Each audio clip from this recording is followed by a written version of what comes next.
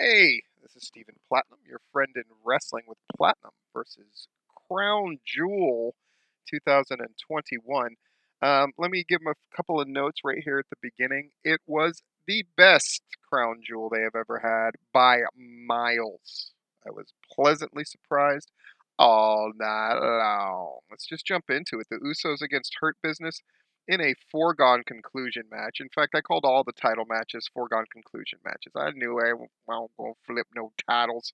That said, that this match was pretty good. Usos have definitely went over, and it was all good. Edge and Seth Rollins in the Hell in the Cell was the match of the night. It was fantastic. It was the longest match of the night, and deservedly so. Really great stuff from both of them.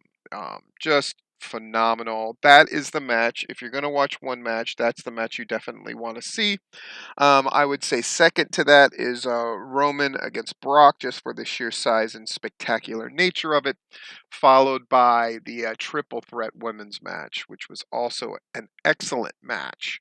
Another match of note, though, was the next one, Mansoor against Mustafa Ali. They gave him 10 minutes, which was wonderful, and really gave Mansoor a chance to really get that crowd on his side. This was the most conventional wrestling match, like the kind of match that you would do in a wrestling school with, more complicated spots thrown in, but nice basic match. We're trying to out wrestle each other, and then the babyface takes heat, and then the babyface gets a comeback. Very traditional.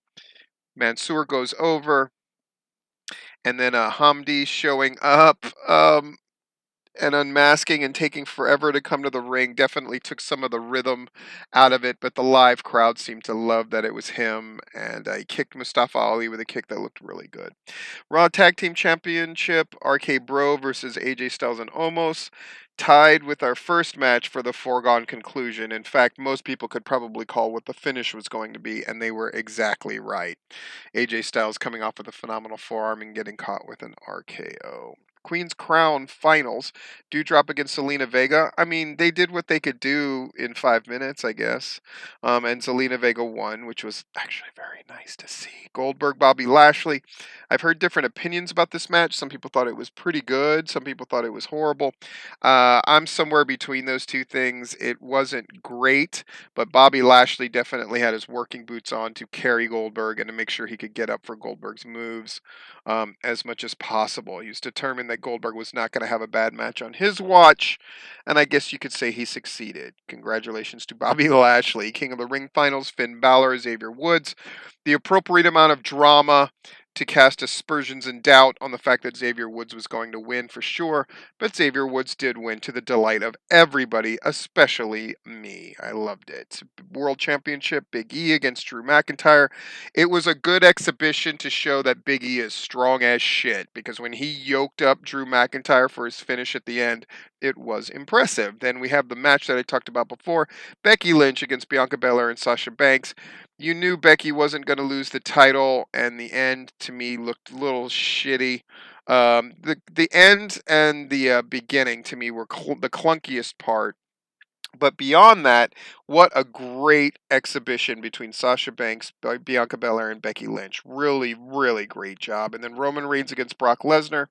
There are those who won't like this match. I liked that they kept Heyman's loyalty ambiguous, and I thought it worked really, really well. I gotta say, this is 10 matches long, folks. 10 matches long. It doesn't seem like a big deal to you.